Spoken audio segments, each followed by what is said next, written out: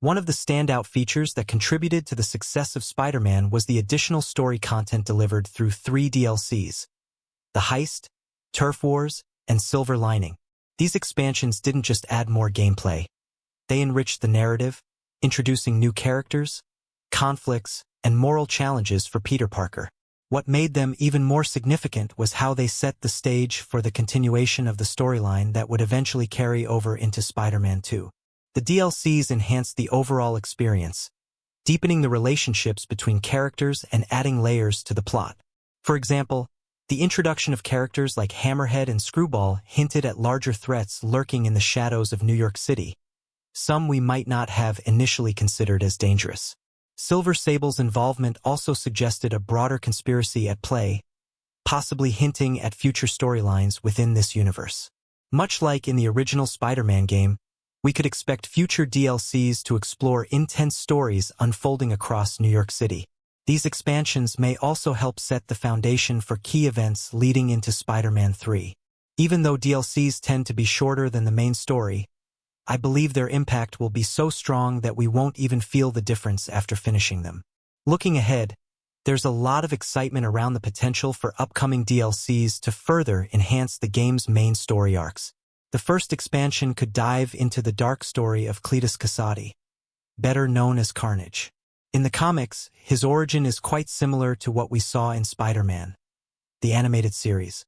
Kasady, while imprisoned alongside Eddie Brock, merges with an offspring of the symbiote, giving rise to Carnage, an even more dangerous and psychopathic version of Venom. In Spider-Man 2, we learn that Kasady already exists in this universe, and he becomes the target of Yuri Watanabe, also known as Wraith. Yuri's mission is personal. She's determined to kill Kasady for the horrific crimes he's committed against the city. By the end of Kasady's side story, he manages to get his hands on a symbiote vial, which all but guarantees will see him transform into Carnage. This could set the stage for a future DLC where we, as Spider-Man, team up with Wraith to bring him down. With Spider-Man 2 introducing symbiote powers, the arrival of Carnage feels even more thrilling. The chaos and destruction that Kasady could unleash would easily surpass anything Venom had planned. Not only does Kasady lead a cult that revels in fire and destruction, but with the symbiote's power, he could burn the entire city to the ground if he wanted to. His already unhinged, psychopathic tendencies, combined with the symbiote's raw power, would take the stakes to an entirely new level. This could shape up to be an intense, action-packed narrative that might serve as the ultimate climax of the DLC storyline. The second DLC could center around the Chameleon, who's already been teased in the game as a key player in New York's ongoing crime wave. In the comics, he's the half-brother of Kraven, and from what we've seen so far, he's out for revenge. His mission is clear: to honor Kraven by hunting down Spider-Man. This intent was heavily hinted at during his final appearance in the game, where he says, "Don't worry, brother, I will do what you could not." With Chameleon's unique face-changing and blending abilities, we're in for something special. Just imagine coming face-to-face with old villains from previous games who you thought were dead or behind bars, only to discover that it's actually Chameleon in disguise. The possibilities don't stop there. Chameleon might already know the secret identities of Peter and Miles, and could easily use that knowledge to exploit their personal vulnerabilities. Like with Carnage, the potential for Chameleon in this game opens up all sorts of creative narrative paths. It could even allow the developers to play some mind games with the players, delivering twists and surprises that nobody expects. The third and final DLC was accidentally uncovered in a recent game update, revealing the involvement of Beetle. But this isn't just any Beetle. It's Janice Lincoln, the daughter of Tombstone. Tombstone has made appearances in both Spider-Man 1 and Spider-Man 2. While his role was relatively small, he definitely left a mark, especially after we learned that he's become a good guy now. As for Janice, it's still unclear whether she'll be a full-fledged villain in the DLC or even in Spider-Man 3. However, there have been hints throughout the game that suggest she's already part of this universe. This same DLC could also be used to introduce Cindy Moon, aka Silk, who was teased at the end of Spider-Man 2. We might get side missions where we help her out, leading up to her being bitten by the same spider that bit Miles. Though, now that I think about it, for the sake of comic book fans, it might make more sense for her to be bitten by a completely different radioactive spider. Either way, the potential for these 3 DLCs is massive, and the stories are shaping up to be really exciting. The concept of the Spider-Verse, a multiverse filled with different versions of Spider-Man and related characters, has been part of the Marvel Universe for a long time. Whether through comic series, animated shows, or video games, fans have always loved seeing new incarnations of Spider-Man.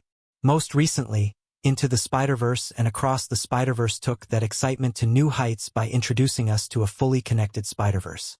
While Spider-Man 2 focused primarily on Peter Parker's and Miles Morales' stories, there were plenty of hints and Easter eggs throughout the game that pointed to the existence of alternate realities and different versions of Spider-Man. And with the presence of so many Spider-Man incarnations in Across the Spider-Verse, including the Insomniac version, the idea of connecting the game to the multiverse doesn't sound far-fetched at all. In fact, it seems like it was the plan from the beginning. One major clue was the side mission in Spider-Man 2 involving the collection of Spider-Bots. That, combined with the recently canceled and leaked multiplayer game Spider-Man, The Great Web, suggests that Insomniac was already exploring the Spider-Verse concept. The multiplayer game was intended to let players swing through New York and fight crime together, each choosing their own version of Spider-Man mechanics from Spider-Man 2, like the web wings and various abilities were going to be available to everyone. Players would face off against multiversal villains like Doc Ock, Mysterio, Scorpion, and Mr. Negative from different realities, with Scarlet which playing a role in guiding them through these multiversal threats. The concept of a multiplayer Spider-Man game where you and your friends could team up, swing through the city, fight crime, unlock collectibles, and strategize together sounds like a dream come true. What's even more surprising is how the Spider-Bot side story in Spider-Man 2 ended, with a cutscene featuring Delilah and a direct reference to Miguel O'Hara, Spider-Man 2099, and a portal from Across the Spider-Verse. That moment alone all but confirms that the multiverse is officially part of Insomniac's Marvel Universe. Now, imagine swinging through the city in Spider-Man 3, only to be pulled through a vortex into another world. This could easily explain how Peter Parker ended up in the events of Across the Spider-Verse. Adding fuel to this theory is the announcement of Venomverse Reborn 1, a comic that will feature Insomniac's Venom traveling through the Venomverse to battle Null, the creator of the symbiotes. With rumors of a Venom game in development, it seems like Insomniac is gearing up for even more multiverse content in the future. Another exciting direction the story could take is continuing Venom's arc. If we look at the comics, symbiotes are incredibly resilient, which means Venom's return is very possible, whether in his own standalone game or in Spider-Man 3. The events of Spider-Man 2 set this up perfectly. With the symbiote infection spreading across New York, many people, like Peter, now carry a part of the symbiote within them. This opens the door for someone new to take up the Venom mantle. It doesn't have to be Harry. Could even be this universe's version of Eddie Brock.